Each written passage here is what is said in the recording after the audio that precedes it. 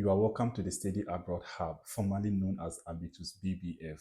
My name is Amitus Kuwil, and in my previous video, I made a comprehensive coverage about the new international students immigration policy of Canada and how to navigate such a policy to succeed. In today's video, I'm going to update you on a crucial element you need in applying for your Canadian study permit, and that is your financial statement and the letter of attestation under the new policy. At this point, if you've not subscribed to this channel, I'll kindly request that you subscribe, you comment, you share our videos with your colleagues, friends, and family. And also kindly stay with me till the end of this video, as valuable information will be passed, which will greatly help you in your application process. Without much ado, let's get into it.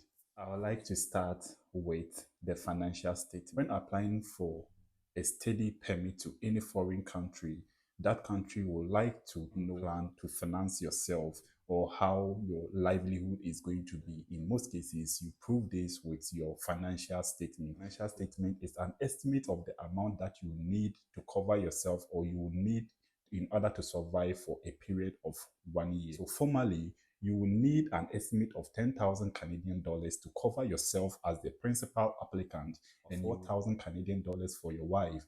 And then the next accompanying person is 3,000. So if you were going, let's say, a three family together, then you need about 17,000 Canadian dollars formally.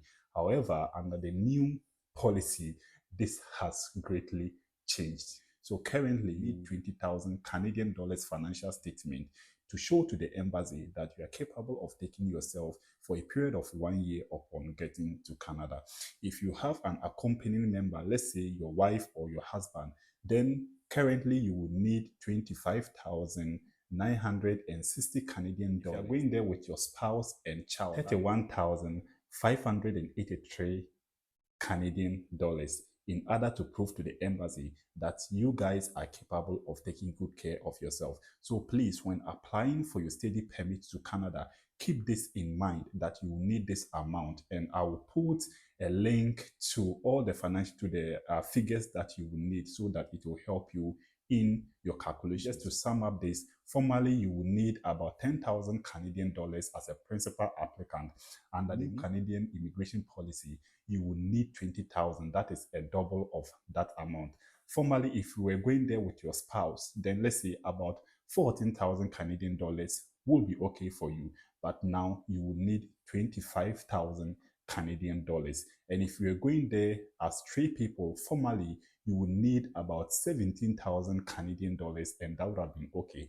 But currently, you will need about 31,583 Canadian dollars. That is close to 36,000. So please keep this in mind as you prepare to apply for your Canadian visa. However, scholarship holders, you are always fortunate. Get all these amounts and then attach it to your scholarship letter.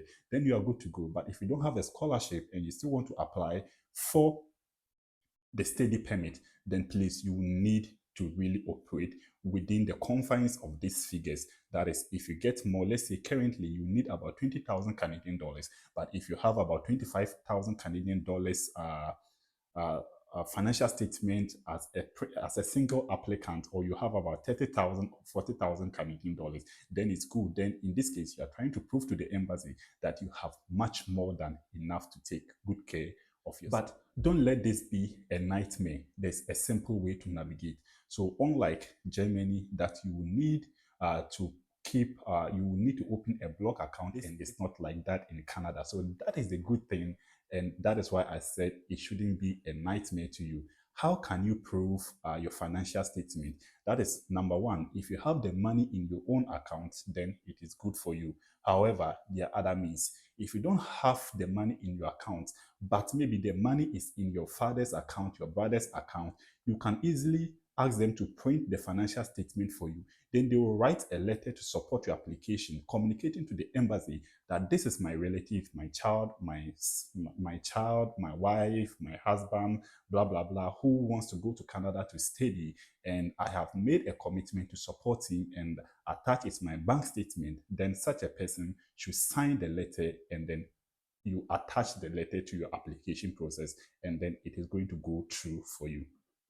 So people have been asking me, Ametus, I don't have the money in my account and I don't have anybody in Ghana who is, or maybe in my country, who can give me this amount, but I have somebody in the US or in Canada who told me that he can give me such a financial statement. You are good to go. Just take it and ask the person to write a letter of support, or to write like a letter supporting, communicating to the embassy that you are related some way, somehow to him, and the person has made such a commitment to support you, and it is going to go through. Telling you it's based on practical evidence that I have over the years, supporting people to apply for their study permits to Canada.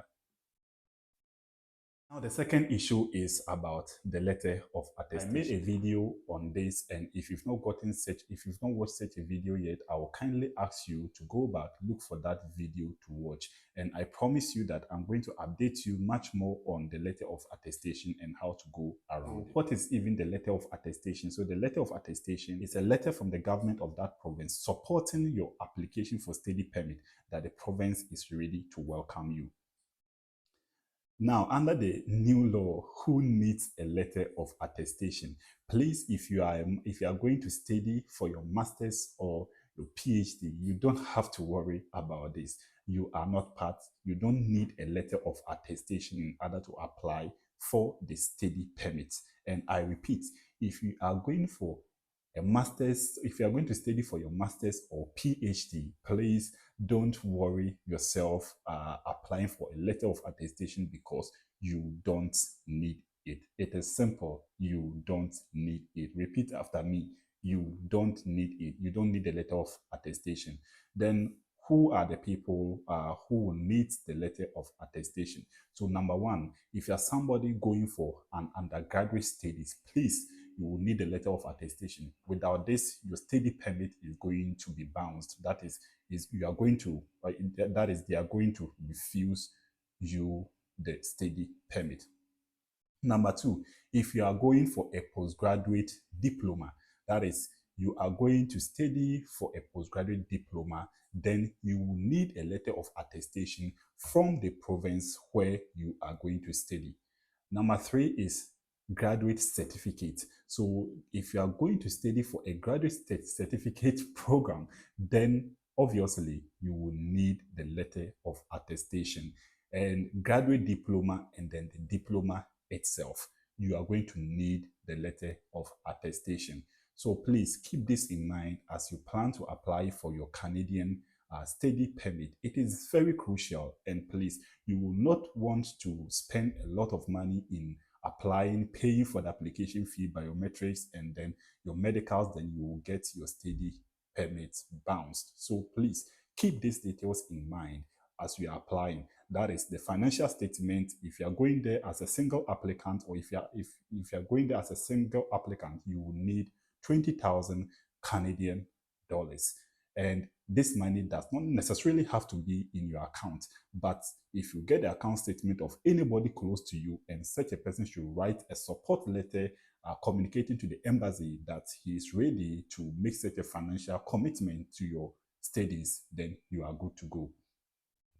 Number two, the letter of attestation. If you are going to study for your master's, your PhD, you don't need it. But if you are going for a postgraduate diploma, a graduate certificate, graduate diploma, and diploma itself, then keep in mind that without the letter of attestation, your application is going to fail. Thank you very much for following me to the end of this video, and please stay tuned as we come your way